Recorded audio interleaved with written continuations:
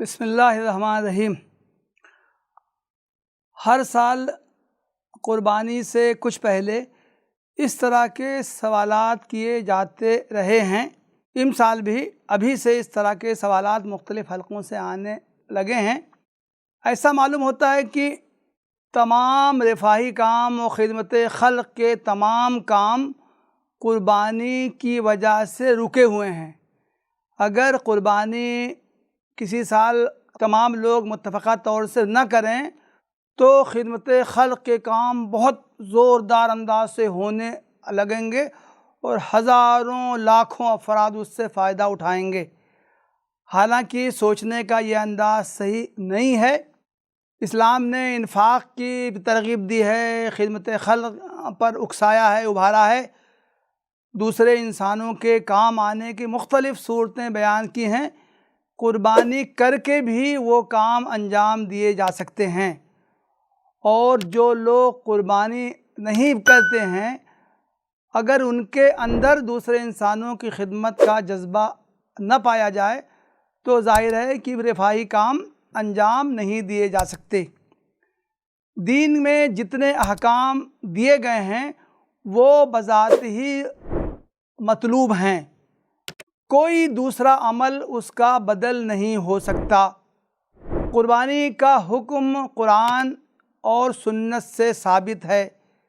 اللہ تعالیٰ نے قربانی کا حکم دیا ہے، قرآن کریم کی مختلف آیات میں اس کا تذکرہ ہے۔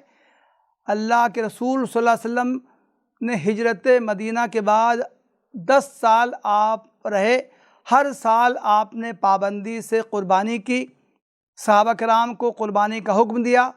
متعدد احادیث میں ان کی تاکیدات آئی ہیں، بلکہ بعض احادیث میں تو کہا گیا ہے کہ قربانی کے ایام میں جانور کو ذبح کرنا اللہ تعالیٰ کو سب سے محبوب عمل ہے۔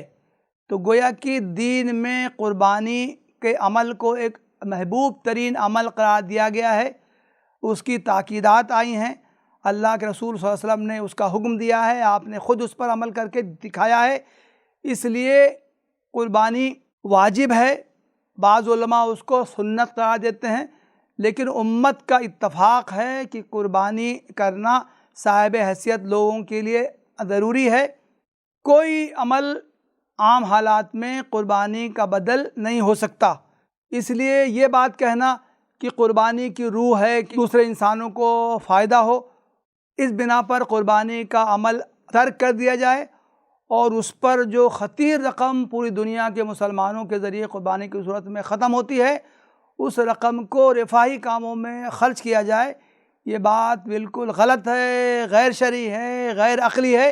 قربانی بھی کی جائے اور جیسا کہ قرآن و حدیث میں انفاق کا، دوسرے بندوں کے کام آنے کا، ان کی خدمت کرنے کا حکم دیا گیا ہے، اس پر بھی عمل کیا جائے۔ نہ قربانی کے عمل کو موقوف کر دینا صحیح ہے اور نہ رفاہی اور خدمت خلق کے کاموں کو قربانی پر موقوف قرار دینا یہ درست ہے۔